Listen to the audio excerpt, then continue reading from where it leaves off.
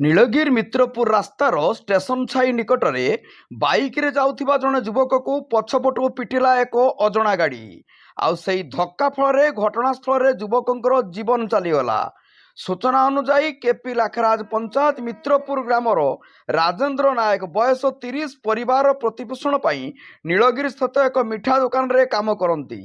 ଗୁରୁବାର ରାତ୍ର 10ଟା ସମୟରେ ଦୋକାନରେ କାମ ସାରି ଘରକୁ ଫେରୁଥିବା ବେଳେ ନୀଳଗିରି ମିତ୍ରପୁର ରାସ୍ତାର ନବୀକରଣ କାମ ଚାଲୁଥିବା ବେଳେ ରାସ୍ତାରେ ଅଧିକାଂଶ ସ୍ଥାନରେ ଡାଇଭରସନ୍ ଏବଂ ଖାଲ ଥିବାରୁ ଗଜେନ୍ଦ୍ର ବାଇକ୍ ଚଳାଇ ଯାଉଥିବା ବେଳେ ହଠାତ୍ ପଛପଟୁ ଏକ ଅଜଣା ଗାଡ଼ି ଧକ୍କା ଦେଇ ଫେରାର ହୋଇଯାଇଥିଲା। ସ୍ଥାନୀୟ ଅଞ୍ଚଳବାସୀ ଏବଂ ଖବର ପାଇ ପରିବାର ଲୋକେ ନୀଳଗିରି ମେଡିକାଲ ନେଇଥିଲେ ହେଁ ଡାକ୍ତର ତାଙ୍କୁ ମୃତ ବୋଲି ଘୋଷଣା କରିଥିଲେ। ମୃତ ଯୁବକ ଗଜେନ୍ଦ୍ର ଏକ 7 ବର୍ଷର ପୁଅ ଥିବା ଜଣାପଡ଼ିଛି। ଆଜି ମୃତଦେହ ବ୍ୟବଚ୍ଛେଦ କରାଯାଇଥିବା ବେଳେ ଉକ୍ତ ରାସ୍ତାରେ ଶହ ଶହ ସଂଖ୍ୟାରେ ଜନସାଧାରଣ ଓ ପରିବାରର ଲୋକେ ରାସ୍ତାରୋକ କରିବା ସହିତ କ୍ଷତିପୂରଣ ଦାବି କରିଥିଲେ।